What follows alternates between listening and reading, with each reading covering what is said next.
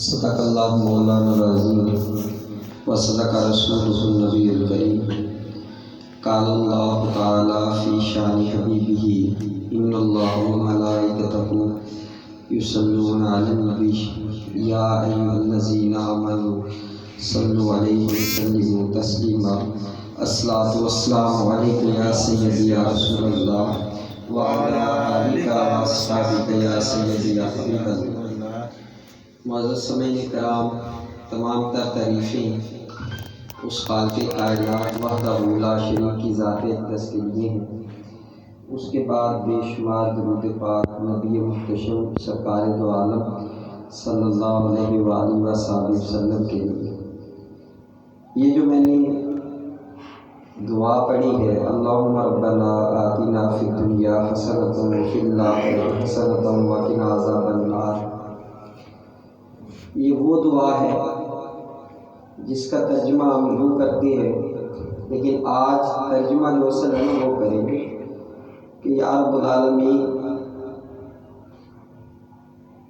اللہم ربنا آتنا فی الدنیا حسنۃ، یعنی دنیا میں بھی ہمیں خوبصورتیاں عطا فرما، ہماری زندگی میں آرائشیں عطا فرما، آسائشیں عطا فرما۔ لیکن مصنفین نے، ترجمان القرآن نے اس کے معنی کچھ اور ہی کیے ہیں۔ وہ کہتے ہیں کہ یہ جو حسنہ کا لفظ ہے نا، اصل میں مدینہ طیبہ کے ناموں میں سے ایک نام ہے، حسنۃ وفی الآخرۃ وقنا عذاب النار، یعنی یہ مدینہ کے ناموں میں سے ایک نام ہے۔ اور اللہ تبارک و تعالیٰ سے بندہ یہ دعا کرتا ہے کہ یا رب العالمین اگر میں اس جہان میں بھی رہوں تو تیرے سونے کے شہر میں رہوں گا، وہ مٹھن من ٹھار کے شہر میں رہوں گا، جس کی قسمیں میرا رب کھاتا ہے۔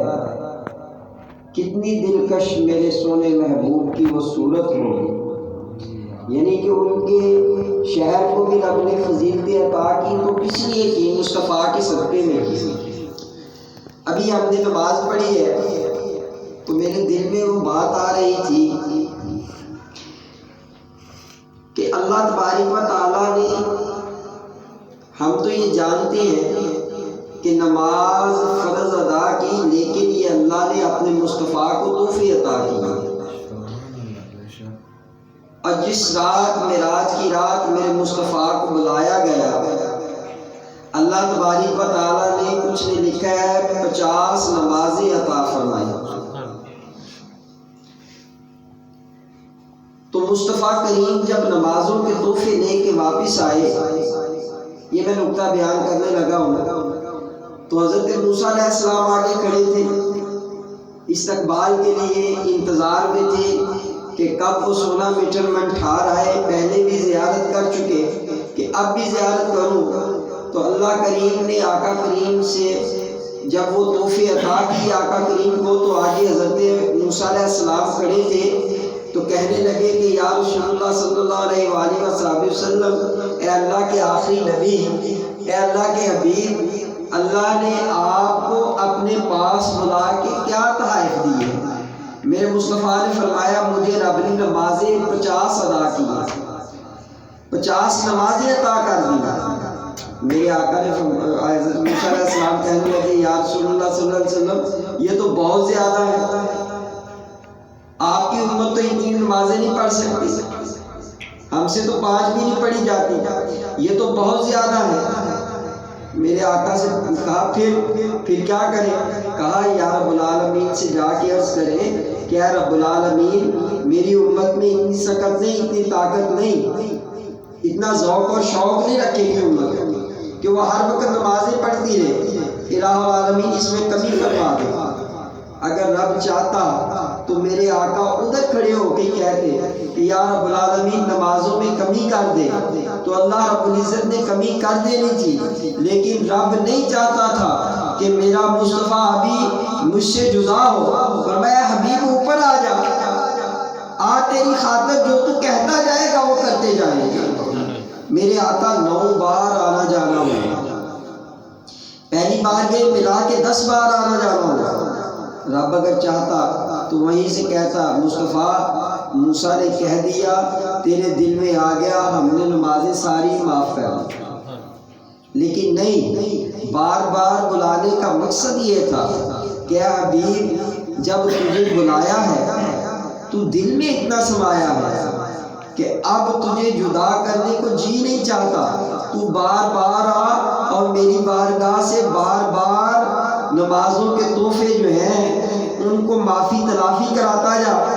اب جب 5ویں بار گئے یعنی 9ویں 10ویں بار گئے واپس آئے تو حضرت موسیٰ علیہ السلام نے سوال کیا کہ یا رسول اللہ صلی اللہ علیہ وسلم باقی کتنی رہ گئی؟ تو اللہ رب العزت کے حبیب نے کیا کہا یا موسیٰ علیہ السلام باقی 5 رہ گئی ہیں.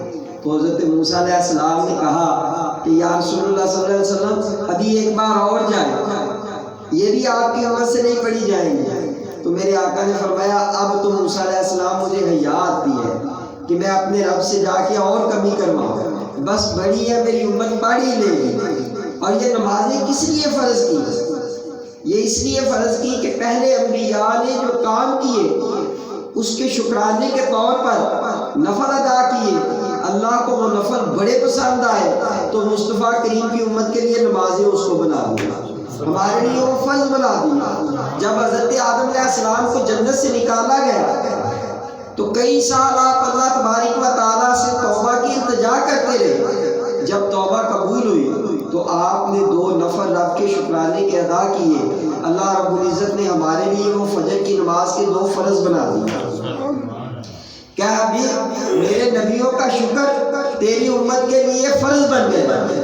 ادھر حضرت آدم حضرت اسماعیل علیہ السلام کی گردن پہ جب چھری چلائی جانے لگی تو اس چھری کے نیچے اللہ تبارک و تعالیٰ نے اپنی طرف سے حضرت جبرائیل کو کہا کہ جا کے دمبا رکھ کے آؤ. جب وہ دمبا آیا حضرت اسماعیل علیہ السلام کی جگہ پہ تو انہوں نے جب پٹیاں اتاری کہ شاید میں بیٹے کے گلے پہ چھری چلا چکا ہوں تو انہوں نے دیکھا آگے دمبا پڑا تھا. حضرت اسماعیل علیہ السلام ساتھ کھڑے تھے, صحیح و سلامت تھے.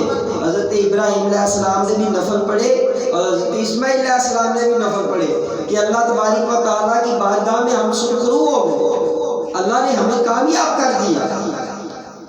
ہمیں شیطان ہمارے قدم ڈگمگاتا تھا لیکن قدم ڈگمگائے نہیں. ہم جب سرخرو ہوئے تو اللہ کی بارگاہ میں انہوں نے 4 نفل ادا کیے. اللہ نے ہمارے لیے وہ کیا کیا, ظہر کی نماز بنا دی, 4 فرض بنا دی. اور آگے چل کے حضرت یعقوب علیہ السلام, بعض نے لکھا ہے کہ حضرت نوح علیہ السلام کی کشتی نے سارے انبیاء نوح علیہ السلام کی کشتی نے جب جوہی پہاڑ پہ قرار پکڑا تو اس وقت حضرت نوح علیہ السلام نے 4 نفل ادا کیے تو اللہ تبارک و تعالیٰ نے ہمارے لیے غسل کی نماز بنا دی. بعض نے لکھا ہے کہ موسیٰ علیہ السلام نے جب دریائے نیل پہ اللہ تعالیٰ نے انہیں فتح عطا کی اور فرعون کی قوم کو غرق کیا تو انہوں نے 4 نفل ادا کیے, وہ ہمارے لیے عصر کی نماز بن گئی. اور اسی طرح حضرت یونس علیہ السلام جب مچھلی کے پیٹ سے نکالے گئے تو انہوں نے 4 فرض ادا کیے, 4 نفل ادا کیے. اللہ تبارک و تعالیٰ نے یہ وہ عصر کی نماز بنا دی. اور حضرت ایوب علیہ السلام جو ہم نے ابھی مغرب کی نماز پڑھی ہے اس کے 3 فرض کیوں ہیں؟ وہ جب اپنی بیماری سے شفا یاب ہوئے, اللہ نے انہیں شفا عطا کی تو نفل تو انہوں نے 4 ہی لیتے تھے لیکن طاقتی اتنی تھی کہ 3 نفل پڑے اور بیٹھ گئے. تو اللہ نے کہا مصطفیٰ میرے ایوب نے میری خاطر نفل تو 4 نہیں تھے لیکن وہ اتنے لاغر تھے, اتنے کمزور ہو چکے تھے کہ انہوں نے 3 نفل ادا کیے تیری امت کے لیے مغرب کی نماز بنا دی. اور اسی طرح حضرت یعقوب علیہ السلام کی ملاقات جب حضرت یوسف علیہ السلام سے کرائی وہ نابینا سے بینا ہو, انہوں نے 4 نفل ادا کیے تو اللہ تبارک و تعالیٰ نے وہ ہمارے لیے عشاء کی نماز کے فرض بنا دی. یہ نمازیں حقیقت میں میرے آقا پر اتاری گئی. تو کیوں اتاری گئی؟ اب میں ایک آگے نقطے کو لے کے چلتے ہیں کہ یہ نمازیں انبیاء کے نفل ہے اور ہمارے لیے فرض ہے. آگے چل کے دیکھیں آپ کہ رسول اللہ صلی اللہ علیہ وسلم کو اللہ نے جب دنیا میں بھیجا تو کہا کہ یہ میرا مومنوں پہ احسان ہے، یہ میرا مومنوں پہ احسان ہے کہ میں نے اپنے مصطفیٰ کو تم میں بھیج دیا ہے، میں نے اپنے حبیب کو تم میں بھیج دیا ہے. اب حبیب سے سب پیار کرنے والے ہیں، اس شمع کے سارے پروانے، رسول اللہ کی ذات کے سارے ہی دیوانے ہیں. لیکن کوئی پروانہ، کوئی دیوانہ جو ہے ادھر دنیا میں کسی سے محبت ہو جائے تو دوسرا کوئی اس سے محبت کرے تو ہمیں ناگوار گزرتا ہے. لیکن مصطفیٰ کریم کی بات ہی الگ ہے کہ ہر کوئی محبت کر رہا ہے اور ہر کوئی اپنی اپنی طرف سے محبت کے، جو دوسرا دیوانہ ہے اس سے بھی ساتھ محبت کرتا ہے کہ یہ میرے مصطفیٰ کا عاشق ہے.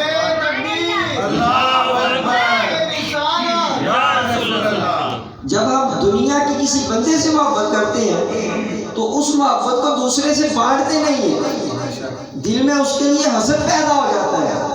لیکن ادھر جب کوئی دیوانہ محبت کرتا ہے اور دوسرا دیوانہ اس کو نظر آتا ہے تو وہ اس پہ صدقے ہو جاتا ہے کیونکہ یہ میرے محبوب مصطفیٰ سے محبت کر رہا ہے. حضرت جامی، ابھی حافظ صاحب نے وہ جامی صاحب کا کلام پڑھا تو مجھے ان کا واقعہ یاد آیا کہ انہوں نے ساری زندگی حج نہیں کیا. حج تو کیا لیکن مدینہ طیبہ میں حاضر نہ ہو سکا. کہا اتنی محبت کرتا ہوں اب اپنے سونے محبوب سے تو اس کے شہر کا دیدار بھی کر لوں.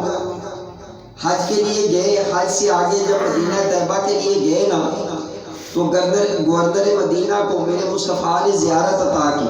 اللہم ربنا آتنا فی الدنیا حسنۃ، یہ دعا کرتی ہیں یہ دیوانے کہ یا رب العالمین اگر ہم جئیں اس دنیا میں تو تیرے شہر مدینہ میں جا کے جائیں، ہماری زندگی گزرے تو شہر مدینہ میں گزرے، ہمیں شہر مدینہ کی جدائی برداشت نہیں ہے. وہ شاعر نے لکھا ہے نا، مجھ کو معلوم ہے طیبہ سے جدائی کا اثر کہ شامی کو شمس بھی ڈھلتے ہوئے روتا ہوگا.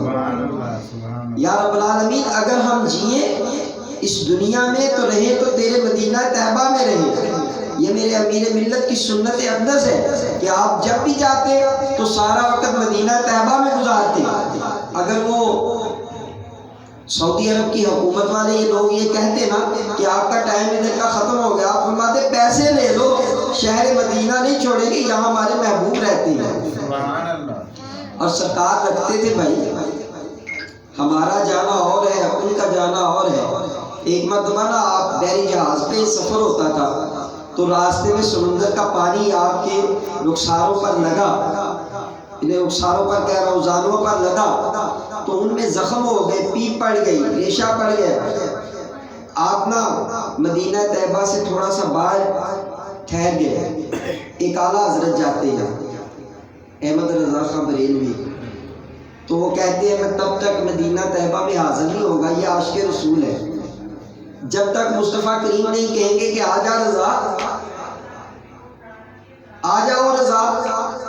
تو کچھ دیر کے لیے آقا نے نہ بلایا، توجہ نہ کی تو انہوں نے یہ نعت لکھ دی، وہ سوئے لالا زار پھرتے ہیں، تیرے دل اے بہار پھرتے ہیں. جو واپس آنے کا ارادہ کیا تو کہا کدھر جائیں گے جو تیرے در سے یار پھرتے ہیں، در بدر یوں ہی خار پھرتے ہیں. یا رسول اللہ اگر آپ نے نہیں بلایا اپنے شہر میں، اپنے در پہ نہیں بلایا تو کیا کروں گا میں، تو در بدر خار ہو جاؤں گا نا. پیر نصیر الدین صاحب نہیں لکھتے شرم اسیاں سے سامنے نہیں آیا جاتا. یا رسول اللہ یہ بھی کیا کم ہے کہ آپ کے شہر میں آئے ہوئے ہیں، اس سے بڑی سعادت اور کیا ملے گی ہمیں. تو وہ ٹھہر جاتے ہیں، نہیں جاتے آگے. تو پھر آخر میں جب یہ شعر لکھا نا، کوئی کیوں پوچھے تیری بات رضا، ادھر میرے مصطفیٰ کو رحم آ گیا، فرمایا آ جا رضا، آ جا، دیر نہیں کر. یہ محبت کی باتیں ہیں، ہم تو تیری محبت کو آزما رہے تھے کہ تجھ میں عشق اور بڑھے، تجھ میں چاہت اور بڑھے. تو ادھر میرے امیر ملت جاتے ہیں، زخم ہو جاتے ہیں، تو ادب کی وجہ سے آگے نہیں جاتے کہ زخموں میں پیپ پڑی ہے، ادھر جاؤں گا تو ریشہ آتا ہے اور وضو رہتا نہیں ہے ریشے سے۔ 3 دن تک آپ حضور کے در اقدس پہ حاضر نہیں ہوئے۔ آقا نے فرمایا جماعت علی بیٹے تو آتا کیوں نہیں یہاں آتے؟ ادھر مدینہ میں آ گیا ہے، اب میرے پاس کیوں نہیں آتا؟ تو آپ نے عرض کی حضور اس لیے نہیں آتا کہ میرے زخموں میں پیپ پڑی ہے، وضو برقرار نہیں رہتا، ادب کے لحاظ سے نہیں آتا، یہ ادب کرتے ہیں۔ تو مصطفیٰ کریم فرماتے ہیں ارے تو آ جلدی آ، تیرے زخم بھی ہمیں قبول ہے۔ کہا یا رسول اللہ میں کیسے آؤں، زخم ہے۔ تو ادھر رسول اللہ صلی اللہ علیہ وسلم نے فرمایا کہ فوراً اپنے غلام کو بھیج، آب کوثر کا لوٹا بھرا ہوا ہے پانی کا، اس سے طہارت بھی کر اور اس سے وضو بھی کر۔ میرے آقا حضرت امیر ملت نے وہ پانی مبارک جب رسول اللہ کا عطا کیا ہوا پانی لگایا تو کیا دیکھا کہ فوراً شفا ہوئی اور آقا کے در اقدس پہ گئے، حاضری دی۔ جب کہا السلام علیکہ یا نانا جان تو فوراً سلام قبول ہوتا تھا، بلائے جاتے تھے۔ ہم جاتے ہیں تو اپنے شوق اور ذوق سے جاتے ہیں، وہ جاتے تھے تو بلائے جاتے تھے، عزت و تکریم سے نوازے جاتے تھے۔ یہ عاشقوں کی بات ہے جب ایک دوسرے کو ملتے ہیں۔ یہ ذاکر علی روتکی صاحب کا ماشاءاللہ مزاج دیکھ کے بڑی خوشی ہوئی۔ ان کے بھانجے تھے اکمل علی صدیقی، انہوں نے بتایا، کہتے ہیں کہ حضرت امیر ملت کی بات ہی کچھ اور ہے۔ کہتے ہیں جب میں بیعت ہوا نا تو میرے والد صاحب جو تھے نا وہ چشتی سلسلے میں بیعت تھے، تو میں اکثر حضرت خواجہ معین الدین چشتی رحمۃ اللہ تعالیٰ علیہ کے در اقدس میں وہ لے جایا کرتے تھے، عادت پڑی تھی، جاتے تھے۔ کہتے ہیں ایک دن میں جا کے تو حضرت خواجہ معین الدین چشتی کے روضے پہ کھڑا ہو گیا۔ جب میں کھڑا ہوا نا تو میں دل میں کچھ مانگنے لگا۔ حضور قبلہ عالم علی پور شریف میں بیٹھے ہیں، تو وہ کہاں ہے؟ اجمیر شریف میں، ہزاروں میل کا سفر ہے۔ کہتے ہیں میرے دل میں آیا کہ میں خواجہ سے کچھ مانگوں، ان کے در پہ گیا ہوں، خواجہ غریب نواز ہے، غریبوں کو نوازنے والے ہیں۔ کہتے ہیں ابھی میں مانگنے ہی والا تھا کہ مجھے محسوس ہوا کہ حضور قبلہ عالم میرے ساتھ کھڑے ہیں۔ فرمایا اکمل مجھے کسی سے کم پایا جو غیروں سے مانگنے آ گیا؟ ارے تو ہو میرا اور مانگے کسی اور سے؟ ارے مجھ سے مانگ میں سب کچھ عطا کروں گا۔ یہ محبوب کے محبوب ہے۔ جب جاتے ہیں مدینہ طیبہ تو عرض یہی کرتے ہیں یا رب العالمین زندگی گزرے تو میرے آقا کے شہر مدینہ میں گزرے۔ اللہم ربنا آتنا فی الدنیا حسنۃ، یا رب العالمین اگر جیے تو آقا کے شہر میں جیے، مر ہی جاؤں میں اگر اس در سے جاؤں 2 قدم، کیا بچے بیمار غم قرب مسیح چھوڑ کر۔ یہ تو محبت کرنے والے تھے اور رسول اللہ رکھتے بھی اپنے شہر میں تھے۔ ادھر جامی صاحب جاتے ہیں رحمت اللہ تعالیٰ علیہ، تو کیا ہوتا ہے؟ گورنر مدینہ کو میرے آقا کی زیارت عطا ہوتی ہے، فرمایا جاتا ہے، حکم ہوتا ہے بھائی فلاں شخص فلاں نقشہ ہے اس کا، فلاں چہرہ ہے اس کا، یعنی صورت ایسی ہے، خبردار اس کو آگے نہیں آنے دینا۔ گورنر مدینہ نے باہر شہر کے باہر جا کے انہیں روک دیا اور کہا بھائی تمہیں شہر کے اندر جانے کی اجازت نہیں، واپس چلے جاؤ۔ اب وہ تڑپ رہے تھے ربنا آتنا فی الدنیا کے تحت کہ محبوب کا شہر نہ دیکھوں، محبوب کے در پہ نہ جاؤں تو قرار پاؤں کیسے؟ وہ تڑپ رہے تھے۔ کیا ہوا کہ انہوں نے کیا کیا؟ اب کیا کروں، جانا تو ضرور ہے۔ اپنا بیس بدلا، چہرے پہ کوئی میک اپ وغیرہ کیا، یہی کہہ لیں آج کے دور کا، تو بیس بدل کے گئے۔ میرے مصطفیٰ نے پھر اس گورنر کو تکلیف دی، فرمایا کہ جا، اس میں خوش نصیبی ہو رہی ہے، بار بار زیارت عطا ہو رہی ہے گورنر کو، کہ جا۔ اب وہ بیس بدل کے آ رہا ہے، فلاں شکل میں آ رہا ہے، اس کو پکڑا اور باہر نکال دیا۔ جب دوسری بار نکالا، اب انہوں نے کہا جانا تو ضرور ہے، رہ تو میں سکتا نہیں۔ اب بھیڑ بکریوں کی طرح بھیڑ بکریوں میں مل گئے، بھیڑ کی کھال اوپر لے لی، لے کے آگے نکلے۔ جب گئے تو پھر میرے مصطفیٰ نے فرمایا کہ اب وہ بکریوں کی شکل میں، بھیڑوں کی شکل میں بھیڑ بن کے آ رہا ہے، بھیڑ کا بچہ بن کے آ رہا ہے، پکڑ لے اس کو جا کے۔ شکل دکھا دی گئی تھی، پکڑا واپس بھیج دیا. پھر انہوں نے چوتھی مرتبہ کیا کیا کہ ایک صندوق میں بند ہو کے جانے لگے. اللہم ربنا آتنا فی الدنیا حسنۃ. وہ دیوانے رہ کیسے سکتے ہیں اس جنت کے بغیر؟ مدینہ کے ناموں میں سے ایک نام ہے. میں نے قاری صاحب کو بتایا ابھی کل، انہوں نے ایک شخص سے سوال کیا مولوی سے کہ مولوی صاحب آپ کس پارٹی سے تعلق رکھتے ہیں؟ انہوں نے کہا کہ میں منظور شاہ صاحب کا مرید ہوں صاحبال میں. تو میں نے راستے میں ان کو بتایا، میں نے کہا قاری صاحب وہ جو شاہ صاحب تھے نا وہ مدینہ طیبہ حاضر ہوئے، بڑے عاشق رسول تھے.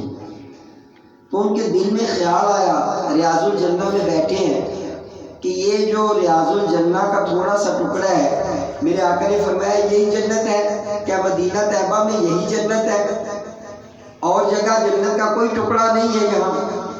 تو کہتے ہیں جب میں مسجد نبوی شریف سے باہر نکلا، اس وقت پرانی بات ہے، شہر تھا پورا قریب قریب.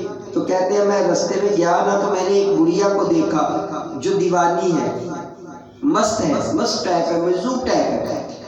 تو بچے اس کو نا کینکریاں مار رہے ہیں، پتھر اٹھاتے ہیں اور مارتے ہیں. وہ نہیں کہتی ہے لا لا ولدی لا لا، یعنی ہے بچوں نہ کرو.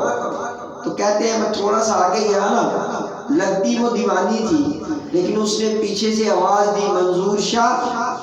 کہتے میں نے ادھر ادھر دیکھا کہ اس باولی دیوانی سی عورت کے علاوہ تو اور کوئی نہیں بیٹھا. مجھے آواز کس نے دی ہے؟ کہتے ہیں جب میں نے پیچھے مڑ کے دیکھا تو اس نے پھر مجھے پکارا منظور شاہ انا، یعنی میں ہوں. تو میں نے کہا پھر کیا کہتی ہے تو اس نے کہا کل المدینہ جنت. وہ کہتی ہے خیال میرا ریاض الجنہ میں آیا دیکھا، کسی سے بیان ہی نہیں کیا. وہ غلام مصطفیٰ ہے جو بتا دیتی ہے کہ تیرے دل میں خیال آیا کہ ریاض الجنہ بس جنت کا ایک ٹکڑا نہیں، میرے مصطفیٰ کا سارا شہر ہی جنت ہے. مجھ کو معلوم ہے طیبہ سے جدائی کا اثر، شام کو شمس بھی جلتے ہوئے روتا ہوگا. تو وہ کہتے ہیں جب وہ بھیڑ بکریاں پھر وہ صندوق کے اندر گئے، میرے آقا نے فرمایا وہ صندوق کے اندر آ رہے ہیں، ان کو نکال دے. تو گورنر آپ کہتا ہے یا رسول اللہ صلی اللہ علیہ وسلم یہ شخص بار بار آپ کو تکلیف دے رہا ہے اور آپ بار بار تکلیف کرتے ہیں، تشریف لاتے ہیں، آپ حکم کریں میں اسے پکڑ کے جیل میں نہ ڈال دوں. میرے آقا نے کیا فرمایا؟ ارے گورنر تو کیا جانے وہ کون ہے؟ وہ کہتے ہیں نا جی چاہتا ہے ان کے قدموں سے لپٹ جاؤ اور وہ دیکھ کے فرمائے دیوانہ ہے دیوانہ. وہ منظر بھی کیسا حسین ہوگا کہ جب خدا مصطفیٰ سے کہے گا اب تو سجدہ سے سر کو اٹھا لو آپ کی ساری امت بری ہے. وہ بھی تو ایک وقت آئے گا نا، وہ بھی تو رب ناز اٹھانے والا ہے. تو ادھر وہ کہتے ہیں کہ تو کیا جانے وہ کون ہے؟ وہ تو میرا دیوانہ ہے. ہم تو کہتے ہیں ہم آقا کے دیوانے ہیں، اصل دیوانے تو وہ ہیں جنہیں آقا پسند کرے. آقا کہیں کہ یہ میرے دیوانے ہیں. کل قیامت کا دن ہو یا قبر کا منظر ہو تو میرے مصطفیٰ اشارہ کر کے فرمائیں خبردار منکر نکیر ان سے کوئی سوال نہ کرنا، یہ میرے عاشق دیوانے ہیں، میں انہیں پہچانتا ہوں، یہ مجھ پر درود و سلام پڑھا کرتے تھے. تو وہ کہتے ہیں نا جی چاہتا ہے ان کے قدموں سے لپٹ جاؤ اور وہ دیکھ کے فرمائے دیوانہ ہے دیوانہ. تو یہ آقا کے دیوانے ہوتے ہیں. اس وقت جب انہوں نے التجا کی چوتھی بار نہیں آنے دیا تو گورنر نے جب یہ التجا کی کہ یا رسول اللہ آپ کہیں تو میں اسے ڈال دوں جیل میں، آقا نے فرمایا نہ تو نہیں جانتا یہ میرا دیوانہ جامی ہے، یہ میرا دیوانہ ہے. اگر یہ میرے موجہ شریف کے سامنے آ گیا نا، جب اس نے کہنے نا السلام علیکہ یا نبی تو بس میں نے اپنی قبر سے نکل کر اس کی سلام کا جواب دے دیا. یہ اتنی محبت مجھ سے کرتا ہے. اگر میں قبر سے باہر آیا، میں اپنے روضہ انور سے باہر آیا تو پھر قیامت آ جائے گی، اس لیے میں اسے آگے نہیں آنے دیتا. تو جامی اسی لیے تو کہتے ہیں نا یا رسول اللہ میں تو آپ کا دیوانہ ہوں، مجھے کیوں آنے کی اجازت نہیں؟ دیوانے تو تڑپتے رہتے ہیں. کسی نے ہمارے والد صاحب سے پوچھا کہ حضور آپ مدینہ طیبہ جاتے ہیں تو وہاں کی کوئی بات سنائے. آپ نے فرمایا کوئی بات نہیں، ایک ہی ہے. کیا ہے؟ کہتے ہیں جو نہیں جاتے وہ ترستے رہتے ہیں، وہ زندگی میں ترستے ہیں، یا رسول اللہ ہمیں بھی بلائے، ہم بھی آپ کے در اقدس پہ آئے، حاضری دیں، اور جو ہو کے آتے ہیں پھر وہ تڑپتے رہتے ہیں، ان کی تڑپ بڑھ جاتی ہے۔ مجھے یاد ہے حضور فخر ملت نے آپ کے چینل پہ ایک بات کہی تھی کہ آفرین ہے چچا جان پہ، کہتے ہیں کہ میں 2002 میں آخری مرتبہ گیا نا تو میری صحت علیل ہو گئی، بیمار ہو گیا نا، تو میں نے عرض کی یا رسول اللہ صلی اللہ علیہ وسلم محبت تو بڑی ہے دل میں، چاہت و عقیدت بھی بڑی ہے کہ ہر سال آئے آپ کے در اقدس پہ حاضری دے، نہیں ادھر، لیکن اب چونکہ طبیعت کی وجہ سے آیا نہیں جاتا، ادھر سے ہی ہمارا سلام قبول کر لیا گیا۔ لیکن کہتے ہیں کہ وہ کہنے لگے حضور فخر ملت کہ یہ عشق کی بات ہے کہ چاچا جان نے آخری وقت تک حضور کے در اقدس کی حاضری نہیں چھوڑی۔ تو وہ جو عاشق ہیں وہ سمجھتے ہیں کہ آقا کے در کو چھوڑ کے جائیں گے کدھر، چھوڑ کر آپ کا در سرکار جائیں کدھر۔ یہ جو جامی جیسے ہیں، اعلیٰ حضرت جیسے ہیں، حضور امیر ملت جیسے ہیں، حضور فخر ملت نے ایک بڑا پیارا واقعہ بیان کیا، کہتے ہیں کہ لاہور کے پاس ایک گاؤں ہے کمام، پھر اس کی کئی لوگوں نے تصدیق کری، فرماتے ہیں کہ میں وہاں گیا تو حفیظ جلندری صاحب جو ہمارے یہ عشق کی بات سنانے لگا۔ حفیظ جلندری صاحب اگر آپ عشق میں دیکھیں تو حضرت میری ملت جیسا عاشق ملتا ہی نہیں ہے۔ اگر حضور قبلہ عالم کو ہر ہستی سے دیکھیں نا تو پوری ہی نظر آتے ہیں، کامل ہی نظر آتے ہیں، نقطہ کہیں پہ ذرا سا بھی شائبہ ملتا ہی نہیں۔ اگر آپ کو حافظ دیکھیں تو ایک ایک رکعت میں 29 پارے پڑھ دیں۔ اگر آپ کو بحیثیت بیٹا دیکھیں تو آپ کے جیسا فرما بردار کوئی بیٹا نظر نہیں آتا۔ اگر بحیثیت عالم دین دیکھیں تو اتنی تبلیغ کی تو اتار ہی نہیں سکتا۔ اگر آپ کو عاشق رسول دیکھیں تو آپ کی عشق کی مثال ہی نہیں ملتی۔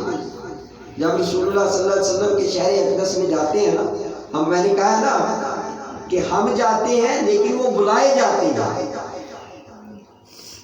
آپ کا ایک واقعہ یہ بیان کرتا ہوں، پھر اور کرتا ہوں کہ آپ مدینہ طیبہ جا رہے تھے، ایک شخص نے کسی کو دیکھا، کیا دیکھتا ہے کہ حضور قبلہ عالم آتے ہیں، وہ بہت بڑے بزرگ تھے، نام تھا ان کا حافظ عمران علی صاحب، پشاور کے رہنے والے تھے، وہ کسی بزرگ کو خاطر میں نہیں لاتے تھے۔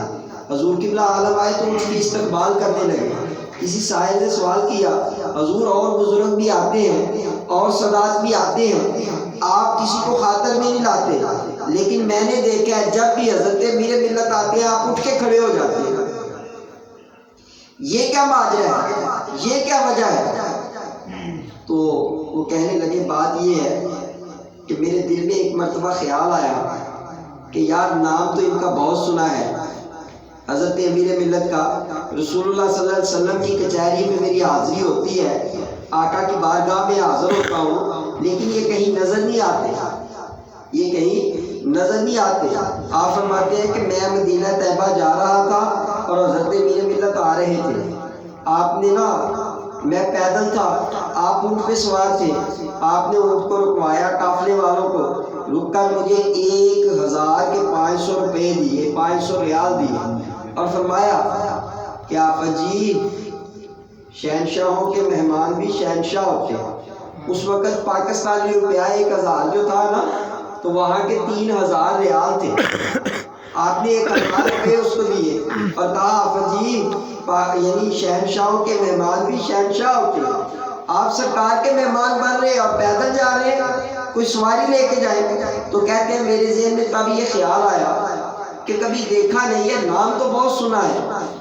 تو کہنے لگے کہ اگلے سال، اس سے اگلے سال حضور قبلہ عالم کی طبیعت علیل ہوئی، آپ مدینہ طیبہ حاضر نہ ہو سکے، تو میں تو گیا، حافظ عمران صاحب کہتے ہیں میں گیا، جب میں گیا نا تو مجھے آقا نے پاس بلایا اور اپنی طرف سے ایک اپنی قمیض مبارک اور چادر مبارک عطا کی، فرمایا پنجاب میں میرا بیٹا جماعت علی رہتا ہے، یہ میرے تحفے اس کو عطا کرنی ہے۔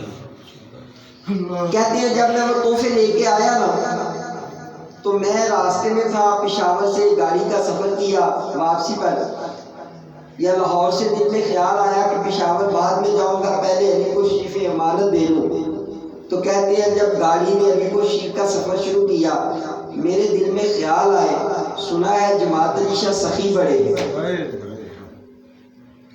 تحفہ کہاں کا ہے؟ حضور کا، اور دینے کو کسی کو دل چاہتا ہے؟ وہ تو دکھانے کو بھی دل نہیں چاہتا۔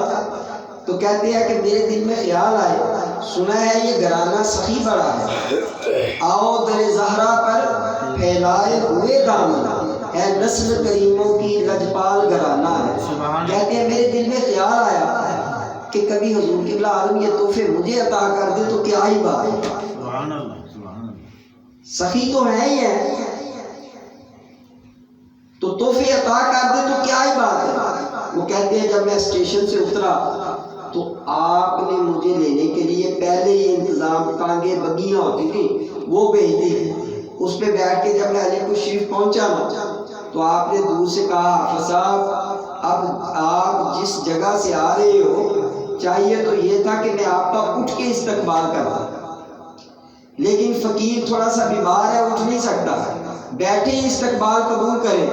پھر فرمایا کہ حافظ جی وہ جو تحفے حضور نے مجھے عطا کیے میں آپ کو عطا کرتا ہوں۔ دل نہیں چاہتا کسی کو دینے کو ایسے تحفے، وہ بھی تحفہ اور محبوب کی طرف سے آئے، پھر وہ دینے کو دل کہاں چاہتا ہے؟ تو میں حافظ جی وہ جو تحفے آقا نے مجھے عطا کیے میں آپ کو عطا کرتا ہوں، آپ لے۔ تو وہ کہتے ہیں تب سے ان کا ادب و احترام میرے دل میں بیٹھ گیا، بھائی جو کوئی کہتا ہے کہتا رہے، میں تو ان کا ادب کرنے پہ مجبور ہو جاتا ہوں کہ ان کا اس بارگاہ میں وہ مقام ہے۔ اور آپ دیکھیں کہ وہ کہتے ہیں حضرت صاحب نے بتایا حضور فخر ملت نے کہ جب میں وہاں پہنچا نا تو حفیظ جلندری جنہوں نے ہمارا قومی ترانہ لکھا ہے پاک سرزمین شاد باد، ان کے ایک شاگرد وہاں تھے، تو وہ کہتے ہیں حضور ہمارے استاد نے ہمیں بتایا کہ اگر ہم نے کوئی عاشق دیکھا ہے تو حضور امیر ملت کو حضور کا عاشق دیکھا، ان کے جیسا عاشق نہیں دیکھا۔ تو کہتے ہیں میں نے ان سے پوچھا بھئی انہوں نے تمہیں کیا بتایا؟ انہوں نے کہا جی ہم نے ان سے تفصیل پوچھی کہ وجہ کیا ہے؟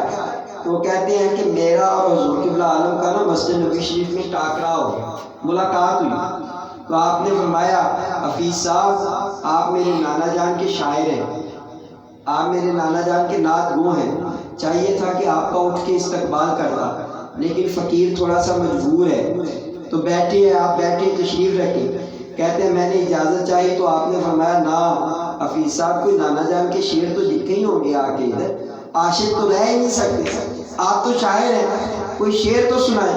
آپ فرماتے ہیں جب میں نے نعت سنائی نا تو آپ نے اپنی ویس کوٹ اتار کے مجھے عطا کر دی، کہا حفیظ صاحب یہ آپ کا انعام ہے، آپ نے میرے نانا جان کی نعت سنائی ہے۔ تو حفیظ جلندری صاحب پتہ کیا کہتے ہیں، جب میں گھر جا کے میں نے وہ ویس کوٹ کھولی نا تو اس میں 40,000 روپے تھے اس وقت، 40,000 روپے جن کی قیمت اس وقت بنتی تھی 4 × 12 1,20,000 ریال، اور رولیکس کی گھڑی میرے مصطفیٰ کے نام پہ۔ اس نے کہا کہ یہ کیا بات ہے، یہ تو دنیاوی چیزیں تھی۔ کہتے ہیں جب جب شعر سنتے جا رہے تھے ان کی کیفیت دیکھنے والی، میری نگاہیں ان کے چہرے سے نہیں ہٹ رہی، مجھے یوں محسوس ہو رہا تھا، حفیظ صاحب کہتے ہیں کہ وہ رسول اللہ کی زیارت کر رہے ہیں اور میں ان کی زیارت کرتا ہوں۔ یہ عشق کی باتیں ہیں، یہ محبت کی باتیں ہیں، یہ چاہت کی باتیں ہیں۔ اللہم ربنا آتنا فی الدنیا حسنۃ، یا اللہ اگر یہ زندگی گزرے اس دنیا میں اگر کوئی ہمارا مقام ہو تو یا اللہ وہ حسنہ کی زندگی ہو۔ یہ کہتے ہوئے ان کی تو پھر وہ کہتے ہیں حسنۃ وقنا عذاب النار وفی الآخرۃ، یا اللہ اگر آخرت میں بھی ہمارا وقت آئے نا تو پھر دیدار مصطفیٰ ہی عطا ہو، مدینہ کی زمین ہو، حسنہ کی زمین ہو، اور آخری ہمارا وقت کہاں پہ ہو؟ وہ کہتے ہیں آخری وقت سر ان کے قدموں میں ہو، دید ہوتی رہے دم نکلتا رہے، کیا بھلا آ سکے زندگی کے مزے دور رہ کر حبیب خدا سے مجھے، یا رب العالمین آخری وقت سر ان کے قدموں میں ہو، دید ہوتی رہے دم نکلتا رہے. یہ عاشقوں کی بات ہے. وہ کہتے ہیں کہ ساری زندگی حضور قبلہ عالم نے سے کسی نے پوچھا حضور کبھی کچھ مانگا ہے؟ فرمایا لوگوں کے لیے تو مانگتے ہی رہتے ہیں، ادھر بھی تو ادھر بھی. فرمایا اپنے لیے کیا مانگا؟ اس بندے نے سوال کیا حضور اپنے لیے کیا مانگا؟ تو آپ نے فرمایا فقط ایک ہی چیز مانگتا ہوں، یا اللہ میری آنے والی نسلیں ان کے عشق میں ہی بچیں، انہیں نیک تم بنانا مدنی مدینے والے. میں نے تو یہی مانگا ہے کہ میری جو آنے والی نسلیں ہیں قیامت تک وہ رسول اللہ صلی اللہ علیہ وسلم کے عشق میں تڑپتی رہے اور ان کا دیدار اور ان کے روزے کا دیدار کرنے آتی ہے. ایک بڑی پیاری بات کر کے پھر ختم کرتے ہیں. اگر اس میں سے کوئی بات آئی تو بات بتائیں گے. آپ نا حضور قبلہ عالم جیلم شہر ہے، اس کے قریب ایک گاؤں ہے، اس کا نام ہے نکودر. وہاں تشریف لے کے گئے تو کوئی منشی تھا، ماسٹر تھا. اس نے نا سوال کیا. کیا سوال کیا؟ کہتے ہیں حضور آپ تو اللہ کے ولی ہو، آپ وقت کے مجدد ہو، عاشق رسول ہو، سنت کامل سنتوں پہ عمل کرنے والے ہو، تو اگر آپ کی اولاد میں سے کوئی ہم آپ کے نقش قدم پہ چلتا ہوا نہ پائے تو پھر ہم کیا کریں حضور؟ سوال اس کا بڑا عجیب سا تھا. حضور قبلہ عالم نہ خاموش ہو گئے، مراقبہ کیا دونوں، سر اٹھا کے کہنے لگے او منشی گل سن میری، پنجابی کے اندر یعنی کہا بات سن میری. بات یہ ہے کہ ابل رب تعالیٰ نے قیامت تک میری اولاد میں کوئی گستاخ رسول پیدا کرنا ہی نہیں، میری اولاد میں گستاخ رسول ہوگا ہی نہیں، عاشق رسول ہی ہوگا. اگر ہوا بھی ایسا تو تجھے میرا منہ بھی نہ مارے گا کہ یہ حضرت میرے ملت کی اولاد ہے. ارے میری اولاد کو رب نے میرے نقش قدم پہ چلانا ہے.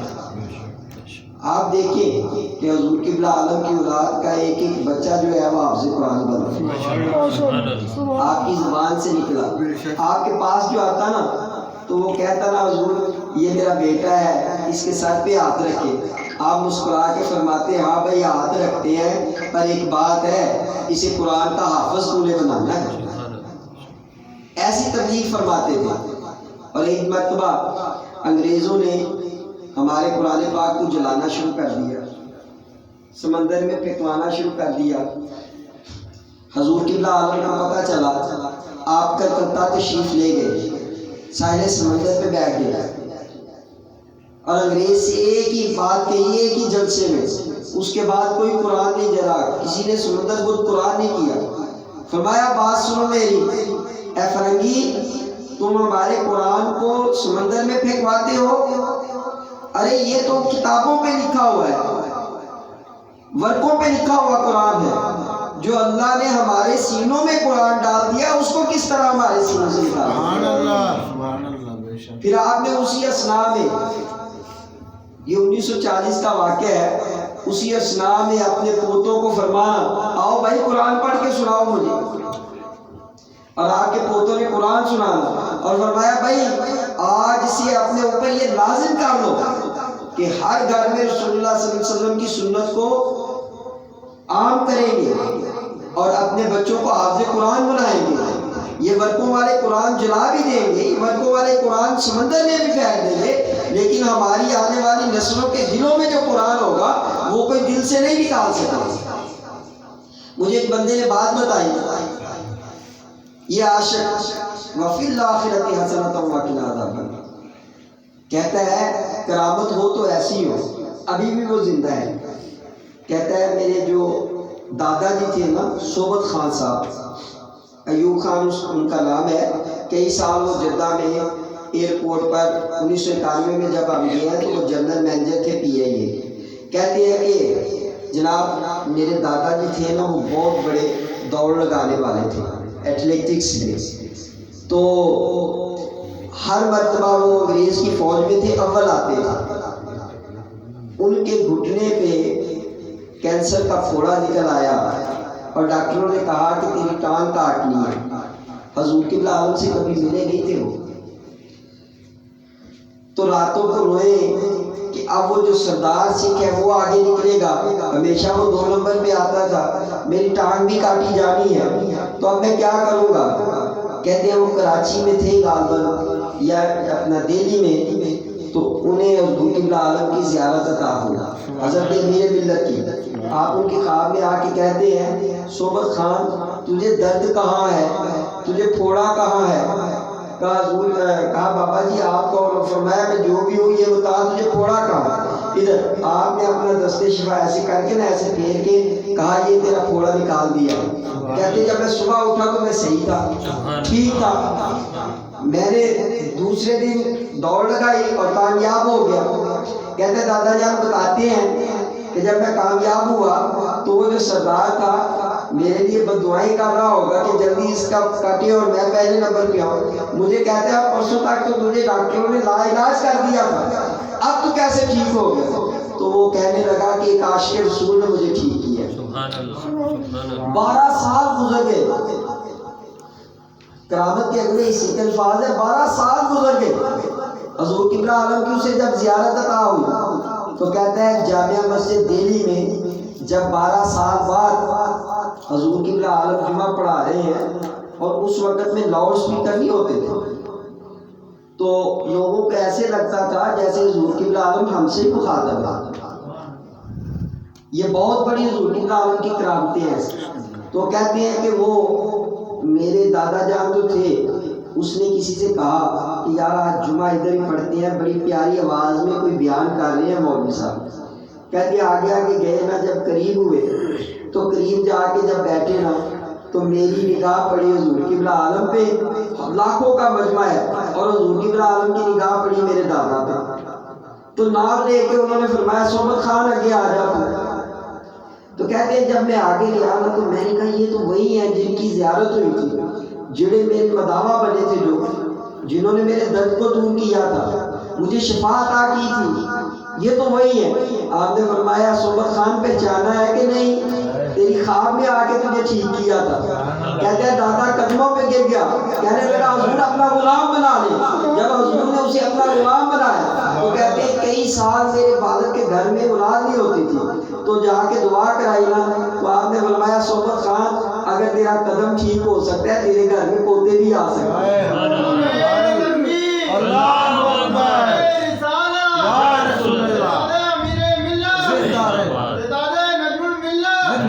حضور قبلہ عالم نے اس کے لیے دعا کی، اللہ نے 3 پوتے عطا کی۔ وہ کہتے ہیں ہم 3 بھائی ہیں، تو کہتے ہیں ایک بات کا مجھے افسوس ہے حضور کہ ہوا یہ ہے کہ حضور قبلہ عالم نے فرمایا تھا اسے حافظ بنا دو، بس میرے والد صاحب سے یہ کوتاہی ہو گئی اور مجھ سے بھی ہو گئی کہ میں حافظ قرآن نہیں بنا، تو حضور قبلہ عالم کی زبان سے جو لفظ نکلے تیرے منہ سے جو نکلی وہ بات ہو کے رہی، اگر کہا رات کو دن تو ہو گیا دن، اگر دن کو کہا رات تو رات ہو کے رہی، حسرۃ وفی الآخرۃ حسرۃ وقنا عذاب النار۔ وہ کہتے ہیں کہ یا رب العالمین اگر ہم مدینہ طیبہ سے دور ہوتے ہیں نا آخری وقت میں تو ہمارے دل میں آگ کے چھریاں چل جاتی ہیں، آگ کا عذاب ہم پہ نازل ہوتا ہے۔ یا رب العالمین ہم رہیں جئیں تو مدینہ شہر میں، مریں تو مدینہ شہر میں، ہماری موت ہو تو مدینہ میں۔ میں نے کہا تھا کہ آخری بات کرتے ہیں، مجھے ایک بڑا پیارا واقعہ یاد آیا ہے، آپ سب کے لیے سبق سمجھ ہے۔ ہم جہاں بھی رہیں نا محبت ہماری رسول اللہ سے ہو تو ان کے قدموں میں ہی ہماری موت ہو۔ ایک انگریز تھا، آپ سب کے لیے یہ نصیحت و موضوع واقعہ، انگریز تھا، وہ بمبئی شہر میں آیا کمشنر بن کے، تو اسے اردو نہیں آتی تھی، انہوں نے ایک مولوی صاحب کو رکھ لیا، یعنی کہ وہ ان کو اردو کی تعلیم بھی دیں اور انگلش میں ان کو ترجمہ کر کے بھی بتایا کریں۔ تو مولوی صاحب نے جب کمشنر صاحب نے اپنے کاموں میں مصروف ہونا تو انہوں نے کیا کرنا کہ نماز شروع کر دینی، قرآن پاک پڑھنا شروع کر دینا۔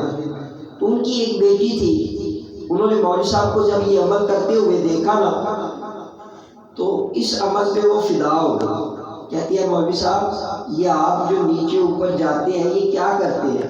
انہوں نے کہا بیٹا انگلش میں ہم یہ پریئر کرتے ہیں، نماز پڑھتے ہیں. تو کہا مجھے بھی نماز سکھا دے. تو کہا جب یہ آپ تلاوت کرتے ہیں آپ کی آواز بڑی اچھی ہے، یہ کیا کتاب ہے؟ ہم بھی کتابیں پڑھتے ہیں ادھر انگریزی میں. انہوں نے کہا نہیں بیٹا، یہ ہمارے آخری نبی پہ نازل ہوئی ہے، قرآن پاک ہے. یہ بڑی ادب و احترام والی کتاب ہے، یہ اللہ کی نازل کردہ ہے، یہ ہماری کتاب نہیں ہے، یہ اللہ کی کتاب ہے، اس نے اپنے رسول پہ نازل کی ہے. تو کہتی ہے مجھے شوق ہے کہ میں بھی اس کی تعلیم حاصل کروں. آپ نے فرمایا بیٹا اپنے والد سے پوچھ لے، میں تعلیم دے دوں گا. والد کی وہ ایک ہی بیٹی تھی. اس نے جب خواہش ظاہر کی تو والد نے کہا بیٹا میں تو چاہتا تھا پتہ نہیں میری بیٹی مجھ سے کیا مانگے گی، تو نے یہی پوچھنا تھا کہ تیری مرضی ہے پڑھ قرآن. اب اس نے قرآن پڑھنا شروع کر دیا. مولوی صاحب سے ایک دن کہتی ہے مولوی صاحب اب تو میں دیوانی ہو گئی ہوں تیرے مصطفیٰ کی، مجھے کلمہ پڑھا دے، ایمان لاؤں میں. انہوں نے کہا بیٹا، وہ ڈر گئے نا بیچارے کہ یہ انگریز مجھے چھوڑے یہ نہیں. انہوں نے کہا بیٹا تو دل سے اسلام قبول کر کے یہی بہت ہے. کہا نہیں، ظاہری طور پہ مجھے کلمہ پڑھاؤ. انہوں نے کہا کلمہ اس شرط پہ پڑھاتا ہوں کہ کبھی تو اپنے اسلام کو ظاہر نہیں ہونے دینا تاکہ مجھ پہ کوئی اٹیک نہ کرے. تو انہوں نے کہا ٹھیک ہے. وہ مسلمان ہو گئی، آقا پہ درود پاک پڑھنا شروع کر دیا. قرآن پاک کی تو اسے اجازت تھی، وہ پڑھتی رہی، چھپ کے نماز بھی پڑھتی تھی. کچھ دن کچھ وقت گزرا، وہ بیمار ہوئی تو اس نے مولوی صاحب کو بلایا. کہا مولوی صاحب میرا آخری وقت قریب آ گیا، مجھے لگتا ہے تو مجھ پہ ایک کرم کرنا، مہربانی کرنا. مولوی صاحب نے کہا کیا مہربانی کریں؟ کہا جب یہ مجھے عیسائیوں کے قبرستان میں دفن کریں گے نا، آپ نے وہاں سے نکال کے میرا جنازہ پڑھا کے مجھے مسلمانوں کے قبرستان میں دفن کرنا ہے. یہ کرم کرنا ہے آپ نے، یہ وعدہ کریں مجھ سے.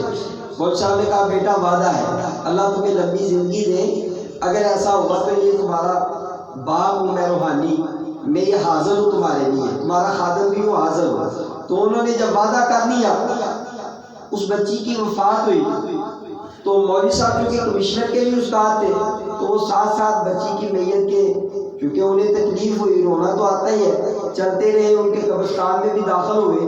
جب انہیں دفنایا گیا آپ نے اس کی قبر پر کچھ نشانیاں رکھ دی. اپنے دوستوں کو اعتماد میں لیا 4-5 کو، کہا کہ چلو یار نیکی کا کام ہے وہ کرنا ہے. جب وہ ساتھ لے کے انہیں رات کو اس قبرستان میں پہنچے، وہ گورا قبرستان تھا. جب اسے کھولا قبر کو تو دیکھا کیا کہ اندر وہ بچی تو ہے ہی نہیں، بچی تو وہاں پہ موجود ہی نہیں ہے. وہاں تو ایک شیخ تھا قوم کا، بنارس کا رہنے والا.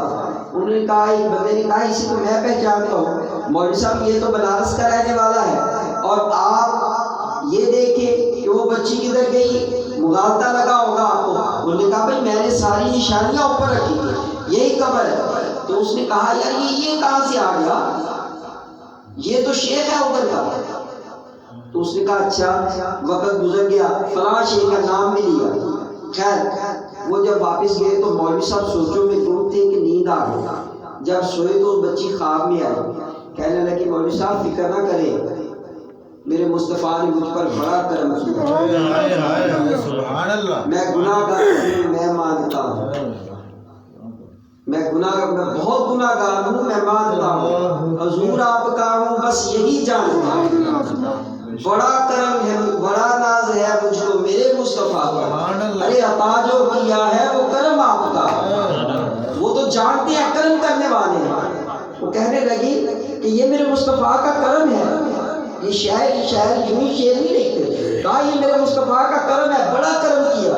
میں روئی، میں نے کہا یا رسول اللہ اپنے قدموں سے دور. تو آقا نے اس رات اللہ نے 3 قبریں بدلی، ایک نہیں 3 قبریں بدلی. یعنی مجھے یہاں سے نکال کر اللہ تبارک و تعالیٰ نے مدینہ طیبہ میں حضور کے قدموں میں دفن کرا دیا. وہاں پر ایک عربی تھا، اس کو ہندوستان سے بڑی محبت تھی، تو اللہ تبارک و تعالیٰ نے اس عربی کو وہاں سے نکالا اور بنارس شہر میں شیخ کی قبر میں دفنا دیا. اور میرے آقا کی حدیث پاک ہے نا، آج تم جس سے محبت کرو گے قیامت کے دن اسی کے سائے سے اٹھائے جاؤ گے، اس کی قربت میں رہو گے۔ ارے آج لے ان کی پناہ، آج مدد مانگ ان سے، کل نہ مانیں گے قیامت میں اگر مان لیں۔ آج آقا سے محبت کر دو، لو مدینے کی تجلی سے لگائے ہوئے اور دل کو مت لائے انوار بنائے ہوئے، کشتیاں اپنی کنارے سے لگائے ہوئے ہیں، وہ کیا ڈوبے جو محمد کے ترائے ہوئے۔ ہم تو سرکار کے دیوانے، ہمیں یقین ہے کہ سرکار ہم پہ بھی کرم فرمائیں گے۔ میرے پیر و مرشد ایک بڑا پیارا شعر پڑھتے تھے، کہتے تھے عبدالغفور ہزاروی صاحب پڑھتے تھے، تو وہ شعر کیا تھا کہ تیرے باغ بہار گلزار بچوں، شعر سننے والا ہے، تیرے باغ بہار گلزار بچوں ایک ڈگیا کنڑا میں بھی صحیح۔ اب اس کا اردو میں ترجمہ کرتا ہوں کہ یا رسول اللہ صلی اللہ علیہ وسلم، آپ کے چمن میں، باغ میں، بہار میں ایک درخت کا گرا ہوا ایک کانٹا میں بھی صحیح، تیرے باغ بہار گلزار بچوں ایک ڈگیا کنڑا میں بھی صحیح، تیرے مجھاں اونٹھا گھوڑیاں وچ ایک بھیڑ دا بچڑا میں بھی صحیح۔ یا رسول اللہ صلی اللہ علیہ وسلم کہے گا حشر میں جب خدا کہ لاؤ اپنی امت کو تو کر دینا میری جانب بھی اشارہ یا رسول اللہ، میں بھی تو آپ کے گناہ گار امتیوں میں کھڑا ہوں گا، کہہ دینا کہ یہ بھی امتی میرا ہے، اشارہ کر دینا میں بھی بخشا جاؤں گا۔ تیرے مجھاں گھوڑیاں اونٹھاں وچ ایک بھیڑ دا بچڑا، ایک بھیڑ دا بچڑا میں بھی صحیح۔ تو وہ کہتی ہے کہ جب رسول اللہ نے کرم کیا، قبریں تبدیل ہو گئی، تو اس کو بڑا شوق تھا کہ میں انگریزوں والے سوٹ بوٹ پہنوں، ان کے قریب رہوں، تو اللہ نے کہا جا تو اپنا عیسائیوں کے قبرستان میں، تیرا مسلمانوں کے قبرستان میں کیا کام ہے، جن سے تو محبت کرتا ہے ان کے ساتھ ہی رہے گا۔ ہم رسول اللہ سے محبت کرنے والے ہیں، یہ میرا عقیدہ ایمان ہے، جو مصطفیٰ سے محبت کرنے والے ہیں مصطفیٰ کے قریب ہی رہے گا۔ یہ عاشق رسول یہ ہے، ہمیں اللہ کا راستہ جو دکھاتے ہیں ان کے قریب ہی کر دیتے ہیں۔ تو پھر وہ کہتی ہے کہ 3 دن پھر انہوں نے انہیں سکون نہ ہوا، مولوی صاحب انہوں نے اپنے دوستوں کو وہ خواب سنایا، تو ایک دوست ان کا کہنے لگا کہ بات یہی ختم نہیں کرتے، پھر چلتے ہیں بنارس میں دیکھتے ہیں پھر وہاں پہ کیا ہو رہا ہے۔ تو وہ بنارس گئے، اس شیخ کی قبر کے بارے میں اس کے گھر والوں سے پوچھا، کہا ہم فاتحہ پڑھنا چاہتے ہیں، وہاں پہ گئے تو نشانی رکھ دی۔ جب رات کو اس کی قبر کھودی اور دیکھا تو کیا منظر، وہاں پہ وہ عربی لیٹا ہوا تھا، وہاں پہ عربی آ گیا، محبت سی ہندوستان سے، لڑکی کو محبت سی رسول اللہ سے، وہ رسول اللہ کے قدموں میں چلی گئی۔ ارے ہم ادھر محبت کرتے ہیں، مر کے ان کے قدموں میں پہنچ جاتے۔ حسنۃ وفی الآخرۃ حسنۃ وقنا عذاب النار۔ یا رب العالمین ہمیں مدینہ طیبہ سے جدا نہ کرنا ہے، ورنہ ہمارے دلوں پر آگ کے تیر چل جائے گا۔ جو عاشق وہاں سے جدا ہوتے ہیں انہیں علم ہوتا ہے، وہ مدینہ چھوڑنے کو ان کا جی نہیں کرتا، جو گئے ہیں انہیں تو علم ہے کہ وہ تو رو رو کے آتے ہیں، یا رسول اللہ پھر کرم کیجئے۔ وہ شاید نے لکھا ہے نا، ہم پر بھی کیجئے کرم کی نظر یا رسول اللہ، ہم پر بھی کیجئے کرم کی نظر، قسمت میں رہے طیبہ کا سفر، سرکار تمہاری گلیوں میں منگتوں کا رہے آنا۔ یا رسول اللہ ہم اچھے تب لگتے ہیں جب آپ کے شہر میں آنا جانا رہے، آپ کے در اقدس میں آنا جانا رہے۔ تو وہ جو عاشق لوگ ہیں ان کا تو مدینہ جانا، ان کا تو اپنے شیخ کے در پہ جانا۔ میں ایک آخری بات کہی تھی، ختم کرتا ہوں، مجھے بڑی پیاری اپنا ذاکر علی روکی صاحب کی کل ایک عورت نے کرامت سنائی ہے۔ وہ کہنے لگی کہ حضور ہم انہیں نانا کہا کرتے تھے، تو ان کی کرامت یہ تھی کہ یہ گلشن میں رہتے تھے، وہ بھی ادھر ہاں جی، تو وہ کہنے لگی کہ ہم ذرا دور رہتے تھے ان سے، تو آپ نے فون کرنا کہ بیٹا میں آ رہا ہوں، میرے لیے نا چاول دال پکا دو۔ خوش رہتے تھے، مسکراتے رہتے تھے۔ کہتی ہے پیر صاحب ادھر ہم نے فون نیچے رکھنا نیچے رکھ دیا ریسیور، ادھر بیل بج گئی، تو ہم نے پوچھنا نانا اتنی جلدی کیسے آ گئے؟ تو مسکرا کے کہتے تھے یہ میرے پیر کا کرم ہے. یعنی 15-20 کلومیٹر کا سفر 1 سیکنڈ میں طے کرتے تھے اللہ تھے ہی نہیں. تو بندہ کہے کہ مجھے فون کرتے ہوئے جا رہے تھے، نہیں گھر سے فون کرنا کہ بیٹا میں گھر میں بیٹھا ہوں. تو حضور قبلہ عالم کے کوئی غلام جنہیں آپ نے خلافت عطا کی ہو ان کی زبان سے جھوٹ کے لفظ تو نکل ہی نہیں سکتے. کہہ رہا بیٹا میں گھر سے بات کر رہا ہوں، اور جب آخر میں وہ بیل دینی تو پتہ چلنا ابھی تو ریسیور نیچے رکھا ہے، نانا آپ کیسے آ گئے؟ تو مسکرا کے کہنا یہ میرے پیر کا کرم ہے. سبحان اللہ. یہ اللہ والے جب قریب کرتے ہیں اپنے تو پھر انہیں بھی اللہ والے ہی بنا دیتے ہیں. اللہ والے جب قریب کرتے ہیں تو انہیں بھی اللہ والے ہی بنا دیتے ہیں. جب ہم اللہ والوں کی صحبت میں آتے ہیں جاتے ہیں تو بس دل میں اللہ کے اور اس کے رسول کی محبت بٹھانا ہی اللہ والوں کا کام ہوتا ہے. تو اللہ تبارک و تعالیٰ سے دعا ہے اللہ تعالیٰ مجھے اور آپ کو ان باتوں پہ عمل کرنے کی توفیق عطا فرمائے. ہمیں بھی حسنا وہ آقا کے شہر میں رہنے کی جانے کی توفیق عطا فرمائے. کل قیامت کے دن آقا کے دین کی شفاعت نصیب فرمائے. وما علیہ الا البلاغ المبین. سلام کے